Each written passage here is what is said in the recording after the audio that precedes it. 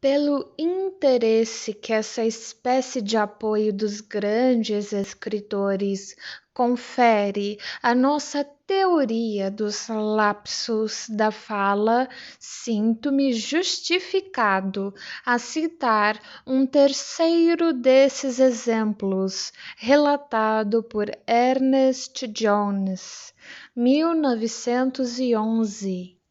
Num artigo publicado recentemente, Otto Rank chamou-nos a atenção para um belo exemplo de como Shakespeare fez um de seus personagens, Pórcia, cometer um lapso que revelou seus pensamentos secretos a qualquer espectador atento. Proponho relatar um exemplo semelhante, extraído de The Egoist, obra-prima do maior dos romancistas ingleses, George Meredith. Resumidamente, a trama do romance é a seguinte: Sir Willoughby Paterny, um aristocrata muito admirado em seu círculo, fica noivo de uma certa senhorita Constantina Durham. Ela descobre nele um egoísmo intenso que ele esconde habilmente do mundo e, para escapar do casamento, foge com um certo capitão Oxford. Passados alguns anos, Paterny fica noivo da senhorita Clara Middleton, e a maior parte do livro é consagrada a descrever detalhadamente o conflito que brota em sua alma quando também ela descobre o egoísmo dele. As circunstâncias externas e seu conceito de honradez fazem-na manter o compromisso assumido, enquanto seu noivo torna-se cada vez mais repugnante a seus olhos. Ela toma parcialmente como confidente o primo e secretário dele, Vernon Whitford, homem com quem termina por se casar. Ele, porém, por lealdade a Paterny e outros motivos, mantém-se afastado. Num monólogo sobre sua infelicidade, Clara assim se expressa: Ah, se algum nobre cavalheiro pudesse ver-me como sou e não desdenhasse ajudar-me. Quisera ser arrancada dessa prisão de espinhos e sarças. Não consigo desvencilhar meu próprio caminho. Sou uma covarde. Um aceno com um dedo, creio, me faria mudar. Para um companheiro, eu conseguiria fugir, mesmo sangrando, e, em meio a gritos e apuros, reticências, Constantina encontrou um soldado. Talvez ela tenha rezado e suas preces foram atendidas. Ela agiu mal, mas como a amo por isso! Seu nome era Harry Oxford. Ela não hesitou, rompeu as amarras, entregou-se de papel passado. Ah, moça intrépida, que pensara você de mim? Mas não tenho nenhum Harry Whitford. Estou sozinha. O súbito reconhecimento de que trocara o nome de Oxford por outro atingiu-a como uma bofetada e a fez corar intensamente.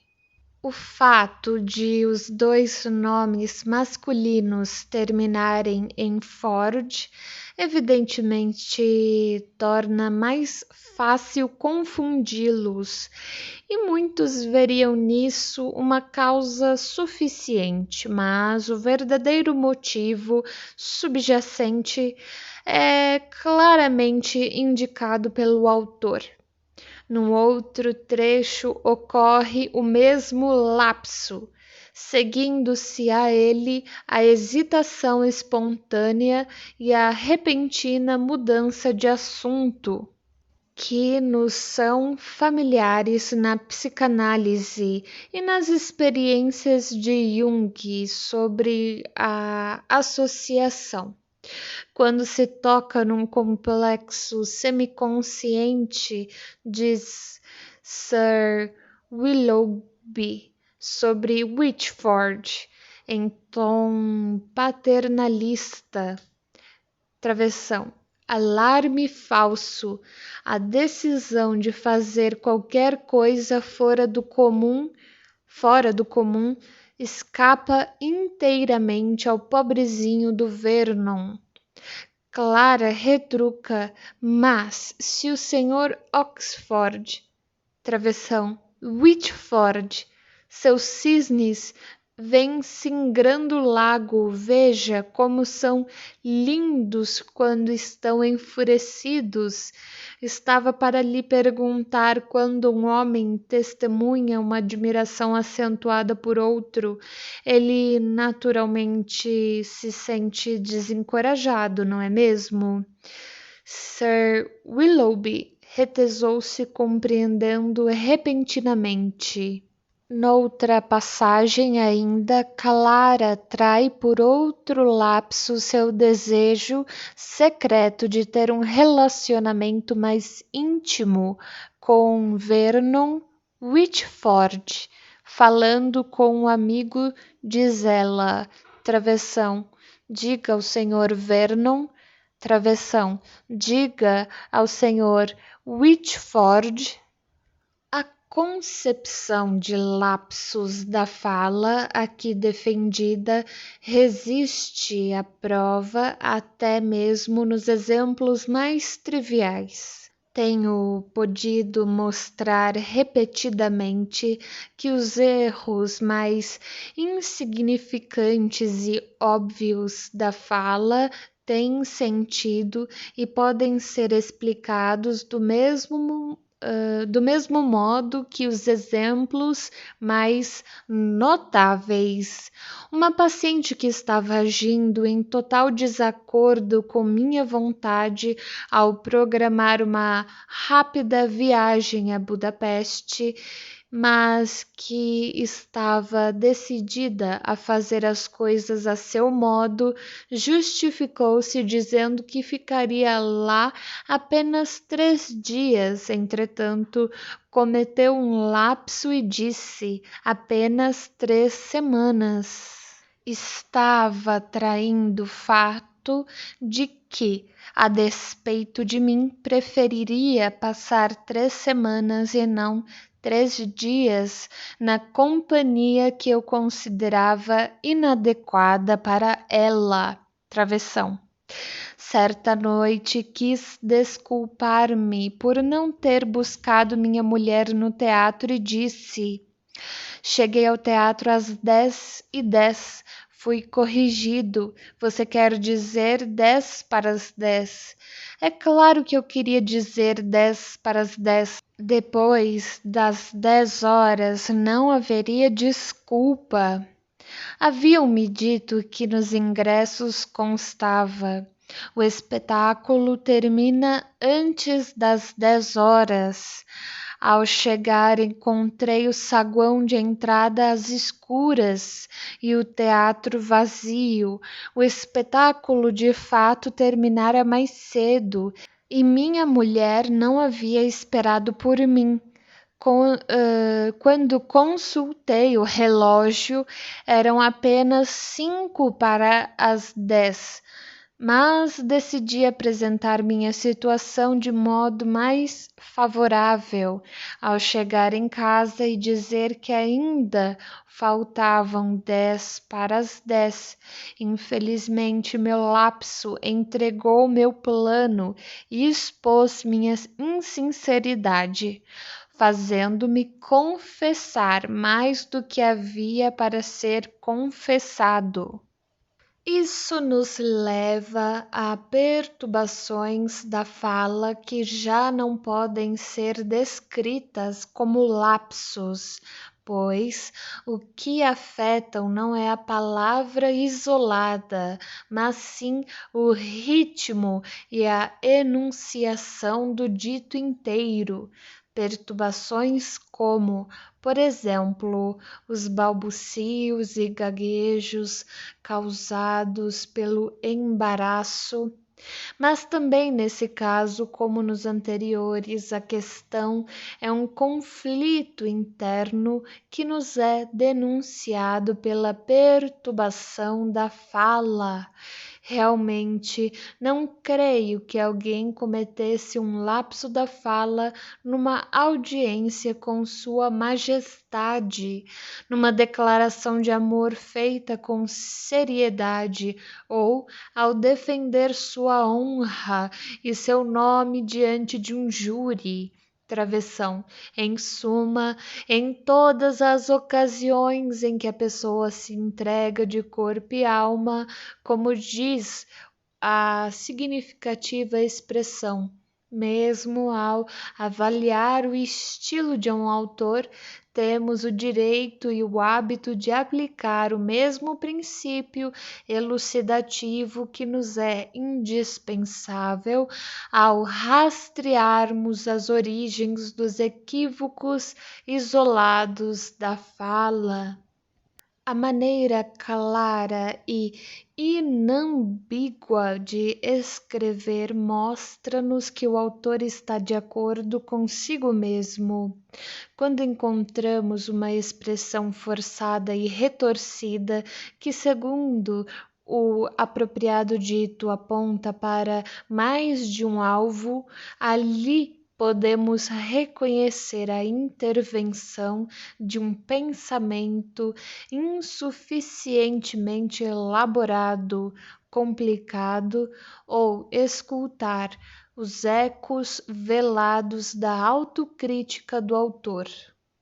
Desde a primeira publicação deste livro, amigos e colegas de língua estrangeira começaram a voltar sua atenção para os lapsos da fala que puderam observar nos países em que essas línguas são faladas. Como era de se esperar, descobriram que as leis que regem os atos falhos independem do material linguístico e fizeram as mesmas interpretações aqui ilustradas através de exemplos de falantes da língua alemã. Dentre os inúmeros exemplos, incluo apenas um. Conta o Dr. A. Brill, 1909, de Nova York, a seu próprio respeito.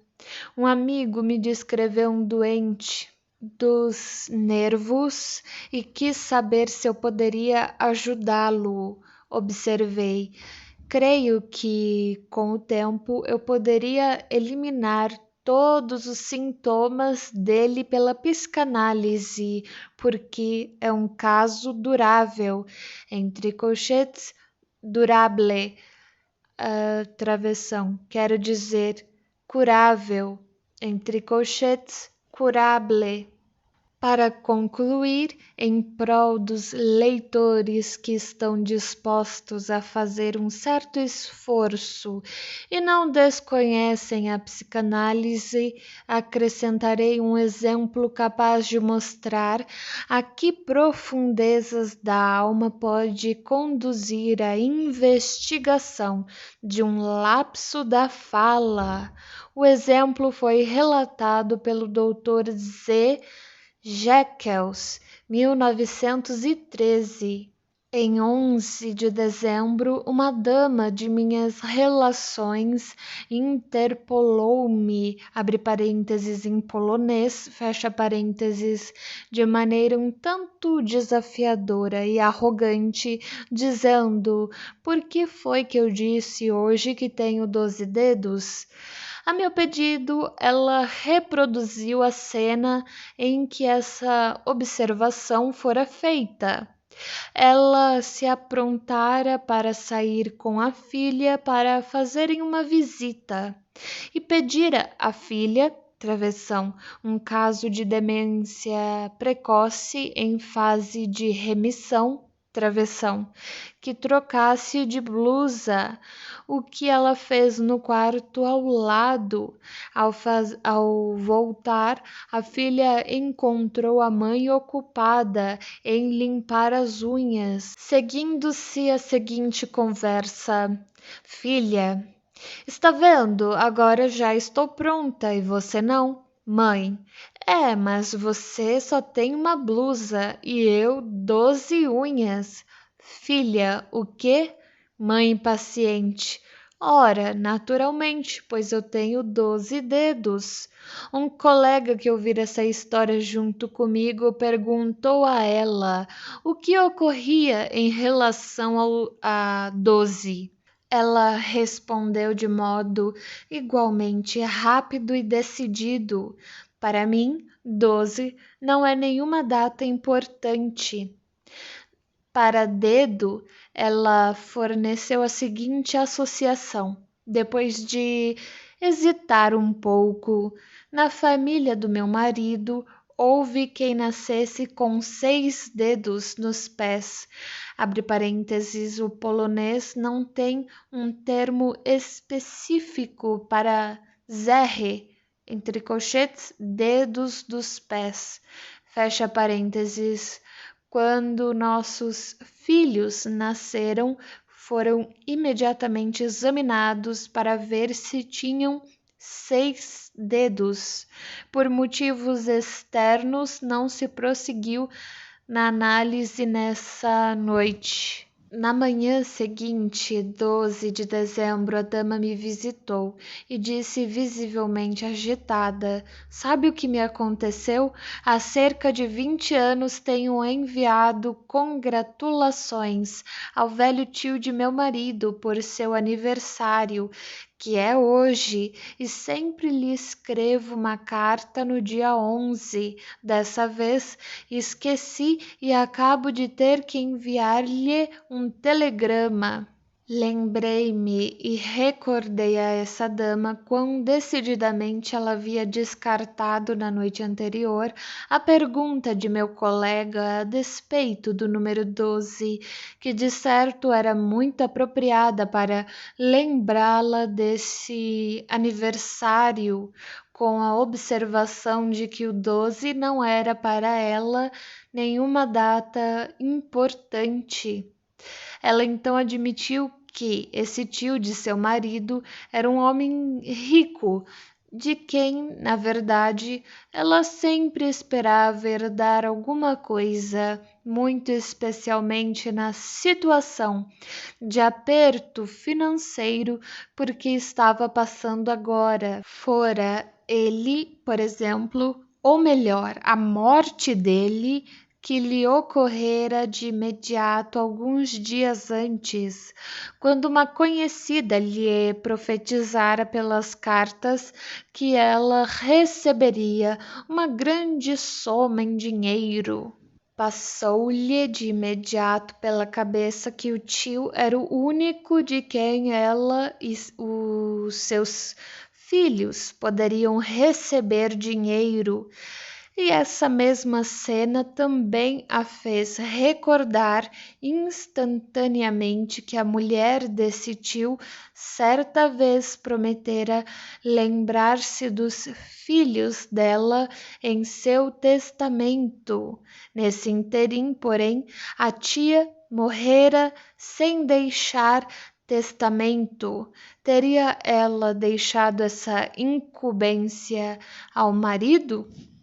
É evidente que o desejo de morte contra o tio deve ter surgido com enorme intensidade, pois ela dissera à amiga que fez a profecia: Você induz as pessoas a matarem outras?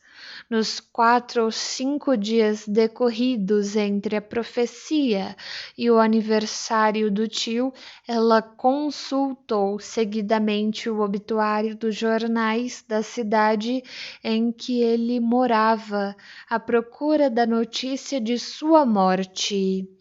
Não surpreende, portanto, tendo em vista a intensidade do desejo de que ele morresse, que o fato e a data do aniversário que ele estava prestes a celebrar fossem tão intensamente suprimidos a ponto não só de fazê-la esquecer um propósito levado a cabo durante anos, mas também de fazer com que nem sequer a pergunta de meu colega conseguisse trazê-lo à sua consciência. No lapso 12 dedos, o 12 suprimido veio à tona e ajudou a determinar o ato falho. Digo, ajudou a determinar porque a notável associação com dedos permite-nos suspeitar da existência de outras motivações. Ela também explica por que o 12 falseou exatamente essa expressão inocentíssima, 10 dedos. A associação fora: na família do meu marido houve quem nascesse com 6 dedos nos pés. 6 dedos são sinal de determinada anormalidade. Portanto, 6 dedos significa um filho anormal e 12 dedos, 2 filhos anormais. E de fato era esse o caso. Essa dama se casara muito jovem e a única herança que lhe foi deixada pelo marido, Travessão, sempre considerado um homem excêntrico e anormal, que tirou a própria vida pouco depois de se casar com ela, Travessão, foram 2 filhas que os médicos repetidamente definiam como anormais e como vítimas de grave doença hereditária vinda do pai. Recentemente, a filha mais velha voltara para casa depois de um grave ataque de catatonia. Pouco depois, a mais nova, agora na puberdade, também caiu doente, vítima de uma neurose grave. O fato de a anormalidade das filhas vincular-se aqui ao desejo da morte do tio e de se condensar com esse elemento muito mais intensamente suprimido e de valência psíquica maior, permite-nos supor a existência de um segundo determinante para o lapso da fala, qual seja o desejo de morte contra as filhas anormais. Mas o sentido predominante do 12 com desejo de morte já é indicado pelo fato de que o aniversário do tio estava muito intimamente associado nas representações da narradora com a ideia da morte dele. Ocorre que seu marido se suicidara num dia 13, isto é, um dia depois do aniversário do tio, e a mulher do tio dissera à jovem viúva: Ontem ele o estava felicitando, tão efusivo e amável, e hoje.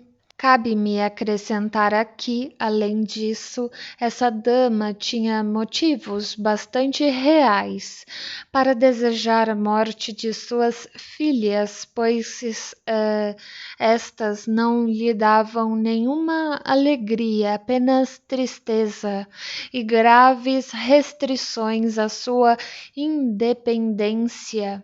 E por causa delas ela havia renunciado a toda e qualquer felicidade amorosa. Também nessa ocasião, ela fizera um esforço extraordinário para evitar a filha com quem ia fazer a visita qualquer motivo de aborrecimento. E bem podemos imaginar quanta paciência e abnegação são exigidas por um caso de demência precoce e quantos impulsos de raiva têm de ser suprimidos nesse processo.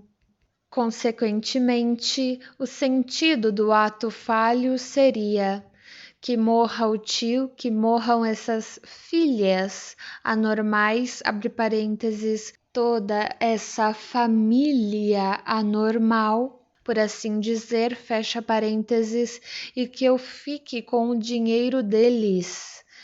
Esse ato falho, a meu ver, tem vários traços de uma estrutura em comum. A presença de dois determinantes condensados num único elemento. B. A presença dos dois determinantes refletiu-se na duplicação do lapso da fala. Abre parênteses, 12 unhas, 12 dedos. Fecha parênteses. C. É notável que um dos sentidos do 12, ou seja, os 12 dedos que expressavam a anormalidade das filhas, represente uma forma de figuração indireta. A anormalidade psíquica foi aqui representada pela anormalidade física e a parte superior do corpo pela inferior.